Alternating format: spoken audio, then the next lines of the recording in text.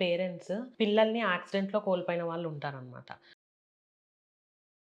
So, పిల్లలు teenage వచ్చిన తర్వాత లేదా పిల్లలు ఏదో ఒక చిన్న ఏజ్‌లో ఉన్నప్పుడు గూడా ఏదో ఒక యాక్సిడెంట్ వల్ల గానీ, లేదా ఏదో ఒక డిజీజ్ వల్ల గానీ చనిపోయిన సిట్యుయేషన్స్ గూడా ఉంటాయి.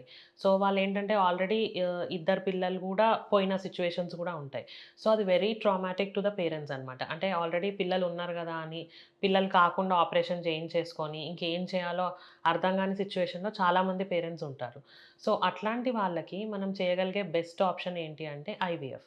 సో, ఐవీఎఫ్‌లో ఏంటి అనంటే మనకి పిల్లలు కాకుండా ఆపరేషన్ అయినా, ట్యూబ్స్ తీసేసినా అండ్ ఇట్లాంటి అర్థం గాని సిట్యుయేషన్‌లో వాళ్ళకి బేబీస్ ఇయ్యడానికి మనకి ఐవీఎఫ్ అనేది one of the best option అనమాట. సో, దీంట్లో మనకి ట్యూబ్స్‌తో సంబంధం ఉండదు కాబట్టి మనం డైరెక్ట్ ఎంబ్రియోస్ అంటే పిండాలను తీసి డైరెక్ట్ గర్భసంచిలో పెడతాం కాబట్టి ఐవీఎఫ్ ద్వారా పిల్లలయ్యే ఆప్షన్ అనేది ఈ మధ్య మనము పేరెంట్స్‌కి ఒక వరంలాగా ఇవ్వగలుగుతున్నాం.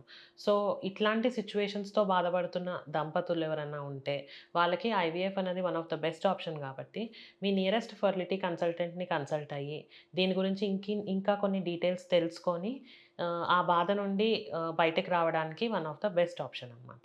సో, ఈ వీడియో గనుక మీకు నచ్చినట్టయితే like and share for more such information. Thank you.